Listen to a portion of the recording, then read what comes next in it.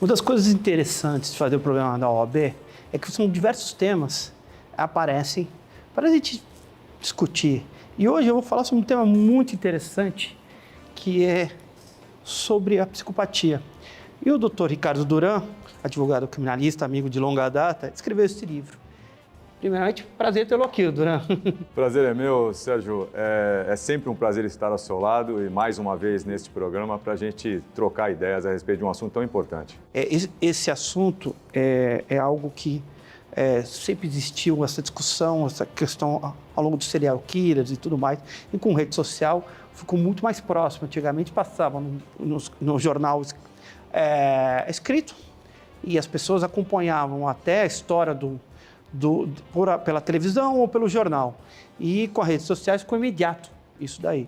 E a gente tem célebres casos no Brasil, né, durante que você deve ter tido alvo até de estudo no seu livro, o da Luz Vermelha, o Maníaco do Parque, sim, vários serial killers, né? E aí a minha pergunta vai, para a gente ter ideia realmente quando um crime constitui fruto de uma psicopatia, quais são os elementos ali para caracterizar um psicopata? Primeiramente, é importante dizer que muitos acreditam que a psicopatia é uma doença, e a psicopatia não é uma doença, né? A doença ela tem uma causa definida, inclusive a partir de exames que podem aferir se a doença está ou não instalada. O caso do psicopata se trata de um transtorno de personalidade. É um modo de ser, como dizem alguns experts no assunto, né? O psicopata ele não tem sentimentos, ele não tem emoção, ele tem um problema ali, uma falha grave no seu sistema límbico, que administra as emoções no ser humano. O que faz com que ele não responda emocionalmente da mesma forma que um ser humano comum. Porém, ele tem plena capacidade de entendimento quanto a fatos ilícitos e de autodeterminação diante dessas questões, o que o diferencia e muito daquele doente mental, por exemplo, um psicótico que não tem, numa crise psicótica, ele não tem a noção daquilo que ele está fazendo ou de acordo com a lei, né?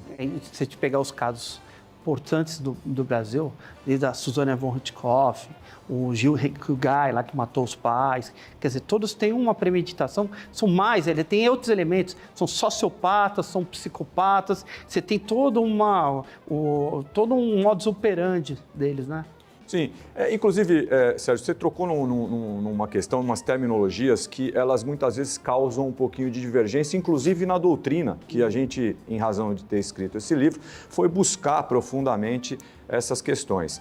E muitos fazem uma diferenciação entre o psicopata e o sociopata, quando, na verdade, os termos definem apenas um ser, né? Alguns querem definir, por exemplo, a sociopatia como aquele sujeito que, após ter interações com o meio, né, interações, vamos dizer assim, negativas, traumáticas, ele acaba desenvolvendo o transtorno. E o psicopata nasceria com esse transtorno, né? Mas essa diferenciação não é aceita pela maioria dos experts no assunto, né, que entendem que o termo define um só tipo de indivíduo, tanto o sociopata como o psicopata, e como também é usado o termo condutopata, né, por outros estudiosos, né? Duran, é um tema que chama muita atenção. Psique humana sempre desperta a atenção. E nos casos, provavelmente do serial killer, vamos falar assim, há todo um enredo que envolve os crimes. Você tem o Maníaco do Parque, que estava sempre no parque, ali esperando as pessoas. Você tem outras filhos que matam pais, e toda a sistemática, todo o enredo, chega a ter até teatral desses crimes. Nos Estados Unidos teve o caso do canibal, eu era criança, eu me lembrava na revista Manchete aparecia, e depois teve agora, na Netflix teve um filme, você mostra a indiferença, e ele comia carne humana. Quer dizer, tem um monte de casos raros, e lá atrás tem já, se você pegar até a literatura, você tem lá o Jack Stripador, que provavelmente resultou histórias de algum serial killer que vivia em Londres, lá no século XVIII, XIX. Quer dizer, tudo isso traz atrativo à população, que fala como se virou, se rendeu, por que aconteceu isso. Mas falando da legislação brasileira, que é distinta da legislação americana, na legislação americana provavelmente ele vai ficar a prisão perpétua se não tiver uma pena de morte. Na legislação brasileira, a gente tem ali um período, como você bem colocou, e que depois vai se fazer o quê? E aí eu lembro do caso do bandido da luz vermelha, que ficou lá 40 anos, quando saiu, voltou a praticar os crimes. Talvez qual seria a solução para isso? Você permanecer eternamente, depois para manicômio, depois da prisão? O que seria? Então, Sérgio, na verdade o que acontece, enquanto a ciência avança, né, nesta questão, no estudo do transtorno psicopático, nas ferramentas que podem ser utilizadas e até tratamentos, existem alguns estudos em relação a tratamento para o adolescente psicopata que começa a manifestar o transtorno psicopático. Um deles é bem interessante, que ele fala sobre a compaixão. Usar a compaixão, trabalhar na compaixão, tanto em dar como receber a compaixão. É muito interessante esse estudo, ele está abordado no livro, né? Foi fruto de pesquisas e ele está muito bem delineado ali. Mas o que acontece?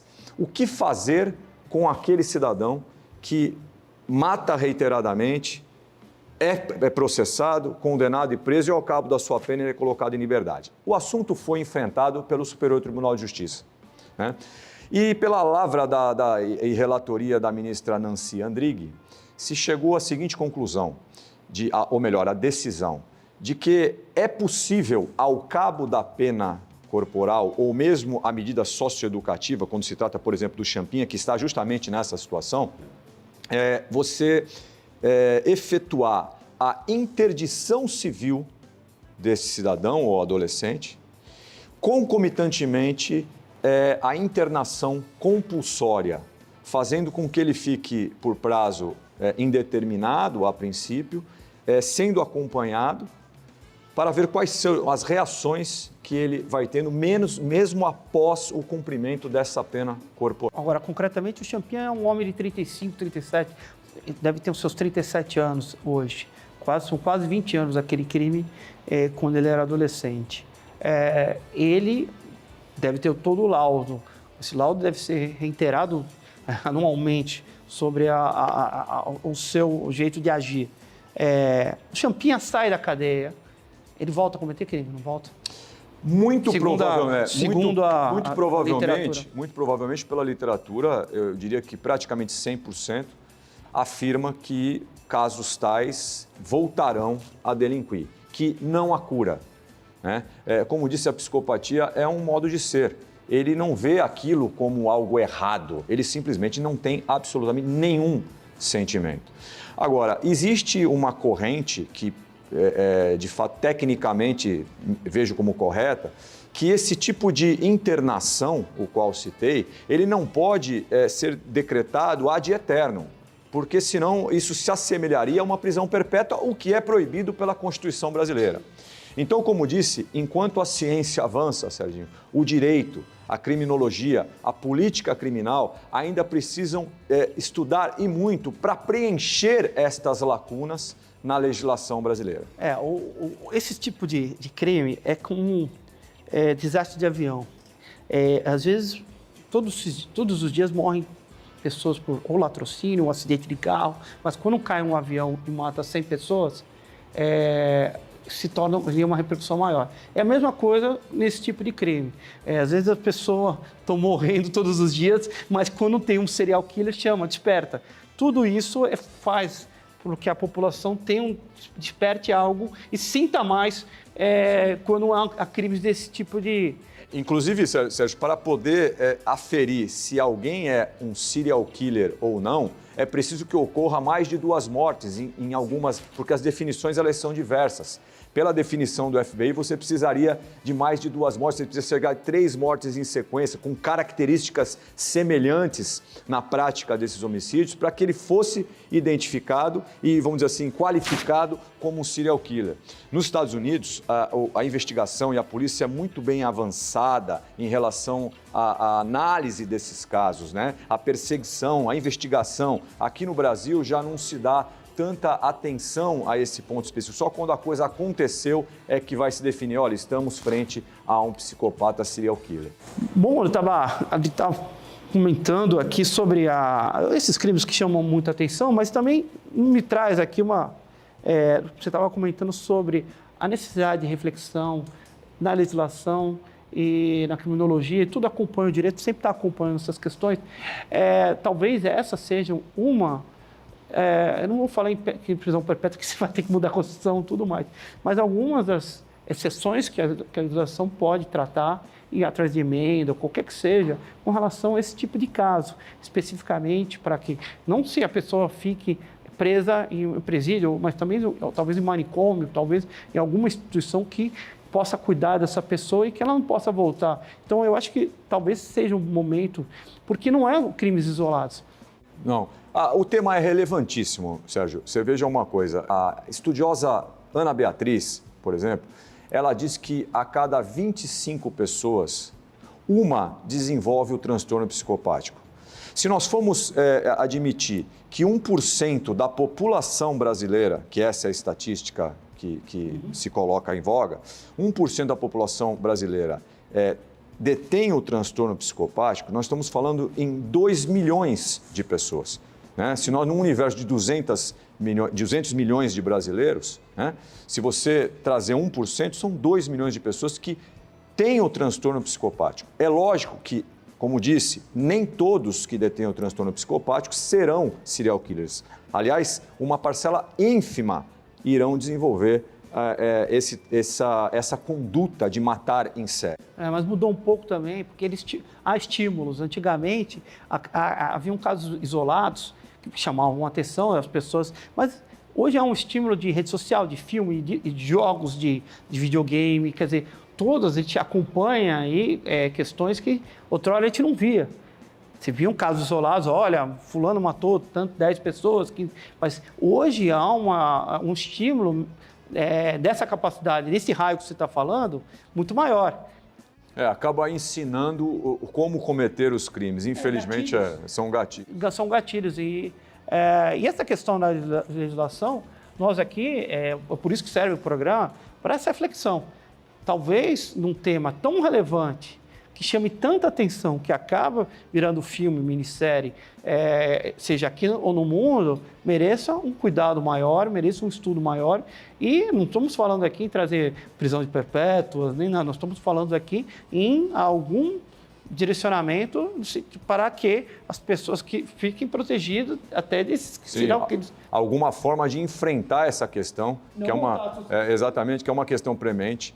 E para você ter uma ideia de um outro dado, até uma comparação, por exemplo, quem já não se deparou mais de uma vez com um portador de vitiligo, por exemplo. O mesmo número de portadores de vitiligo é o número de psicopatas, segundo as estatísticas. O mesmo número das pessoas que desenvolvem determinados transtornos usuais, aí, que nós vemos por aí, transtornos emocionais, inclusive, é o número de pessoas que desenvolvem o transtorno psicopático. Então, é muito relevante e precisa, sim, ser enfrentado pela legislação brasileira. Sim, nós somos bilhões de seres humanos no planeta Terra e milhões no Brasil. Ou seja, aumentou o número exponencial de pessoas com potencial psicóticos ou qualquer que seja a terminologia desse desvio de conduta, desvio de caráter. E isso daqui, o Duran fez uma abordagem muito boa e merece, sim, eu vou ler, e merece aqui nossa atenção, porque um aumento assim é algo, os crimes, na verdade, até um enredo do serial killer realmente sempre nos chama a atenção. Eu quero agradecer aqui ao Duran pela presença. A gente vai debater mais aí uma outra oportunidade esse tema. O nosso tempo é escasso aqui, é informativo, mas é refletivo também. Quero agradecer, parabenizar pelo livro, pela pesquisa, pelo mestrado. É muito importante aí que nós, operadores de direitos, sempre estamos em movimento, sempre ampliando nossos horizontes, e aí a gente contribui para a sociedade. Né? Sim, Sérgio, eu agradeço aqui a presença, poder falar um pouco desse livro, e deixo esse exemplar em suas mãos. Né? Então você vai me dar aqui. Deixa esse exemplar aqui, depois vou autografá-lo. Aqui, você como nesse momento representando a Ordem dos Advogados do Brasil, né? Aqui em Santos, né? Para que possa aí colaborar um pouco mais com a literatura, com os estudos também aqui na nossa casa. Tá? Muito obrigado. Obrigado, Duran. Te espero para uma outra oportunidade. O convite já está feito. Eu quero aproveitar aqui e mandar um abraço para o André, que trabalha lá no nosso centro esportivo, sempre está acompanhando o nosso programa. André, hoje eu não esqueci de você, nós sempre lembramos, mas hoje vai um abraço para você.